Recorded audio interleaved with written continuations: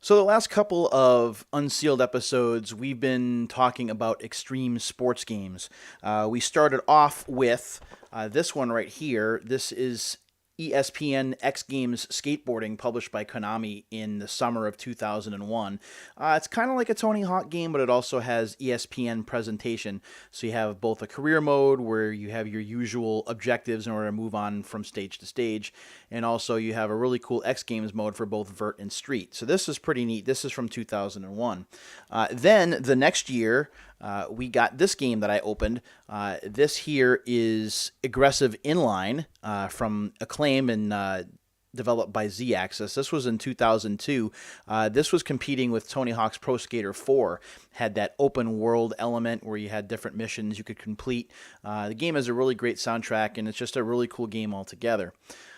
It's also, just coincidentally, it happens to be the first really warm night of the 2018 spring and summer season here in southern New England. And I was thinking to myself, what game could I open that would make me less hot? Because I don't have my air conditioning units in yet. And I believe that I have one, and will stay with the extreme sports theme. Just to give a little bit of background, snowboarding games I am terrible at. Going all the way back to the original Cool Borders and Cool Borders 2 for the original PlayStation, developed by Web Systems and published by Sony themselves. Those games are really cool, especially Cool Borders 2. A lot of people swear by those games, or they have at least a nostalgic place for it in their hearts. Then the series moved away from Web Systems and moved over to, I believe, Idle Minds, starting with Cool Borders 3.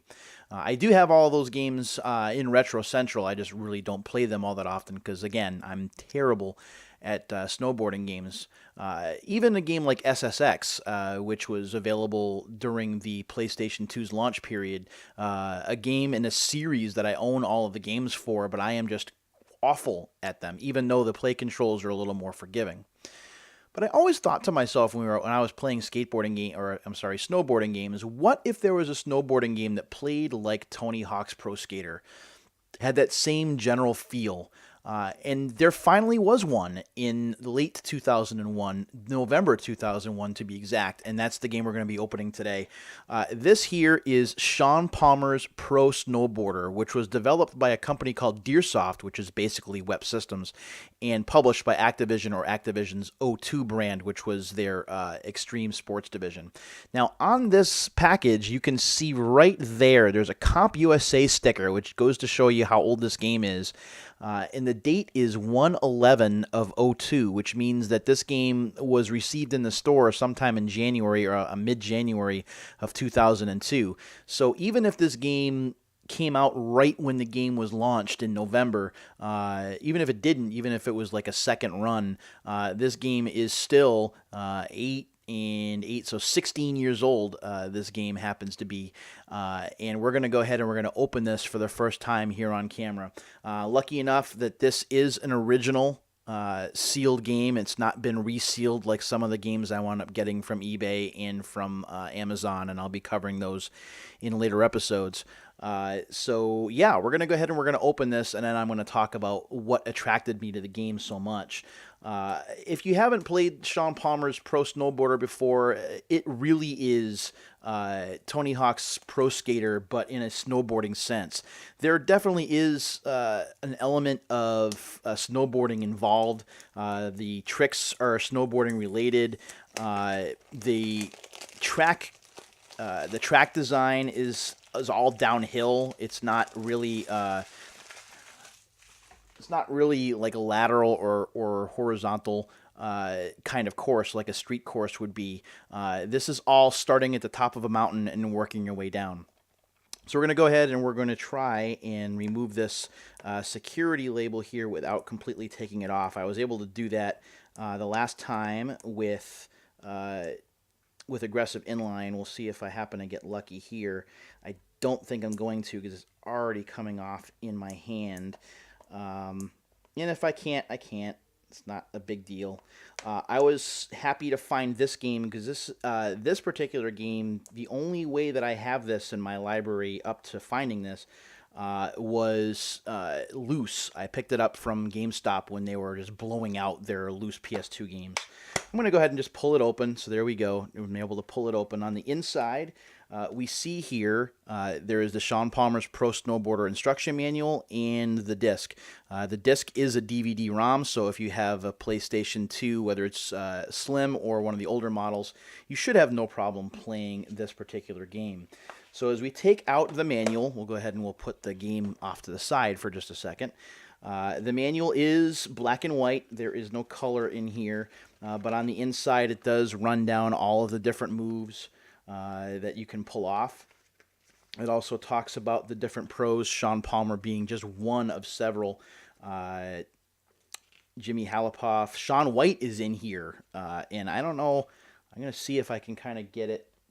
There is Shaun White, like right there. He is like so small in that particular picture. He looks like he's like 12. Leslie Olsen, Drew Nielsen, Ross Powers. There's also an ad for music inspired by, or in music from and inspired by Tony Hawk's Pro Skater 3. So that's pretty cool. One thing about this that's a little, actually, this is one of the ones that actually has the music credits in it. I am a big fan of the soundtracks in the Activision O2 games, and this soundtrack is one of my favorites because it has a harder edge to it, whereas the Tony Hawk's Pro Skater games tend to lean more punk, and then as they later they really varied. This game is really hard, although Alien Ant Farm isn't the hardest, but Courage is one of their more harder driving tracks. Papa Roach is on here with Dead Cell, which is one of their lesser known singles. Some Static X on here, some Spine Shank on here. That's the first time I ever heard Spine Shank at all, and that song actually I have through Amazon Music now, so I love blasting that in the truck. Godhead is here, Orange 9mm, Stereo Mud is here, Power Man 5000 with Bombshell is here, and there's even some Pantera in the soundtrack as well. The game is really cool. It definitely is snowboarding. It's not just a Tony Hawk game carried over to a mountain. You get to spots on the mountain where you can actually go back to the top if you want to, but once you cross the finish line or when time runs out, then the level ends, and if you didn't fill out or finish up all the objectives, you have to try again. So it's cool to play. It is not the best game. I think that the games that were derivatives of Tony Hawk, like your Shaun Palmer's Pro Snowboarder, your Kelly Slater's Pro Surfer, those games struggled a little bit. I think my favorite offshoot game is still Wakeboarding Unleashed, which is a lot of fun to play and has a killer soundtrack. Any game that has Unchained by Van Halen on it, I mean, you got to play, you got to try it. So this is pretty cool. I'm glad I own this. Now I have it complete. The manual looks like it's seen better days. There's some wear here on the side, but that's going to happen with a 16-year-old game. So we'll go ahead and we'll put this back in its case. And that's a look at Shaun Palmer's Pro Snowboarder. The good news is you can get this game really, really cheap. So if you like extreme sports games, I do recommend checking it out. It's not very expensive. You can even find a new copy. This copy right here that I picked up sealed was less than $20. So if that's a big deal to you, you can certainly go that route. If you're just looking for a complete in-box copy, they're probably going to be no more than $10, maybe $15 if you find someone on the upper end of the scale. It's worth checking out, and if you like the Cool Borders games, this is really from Web Systems, so if you like those early games, then you'll find something to like in this title as well. So it's been a fun ride through Extreme Sports.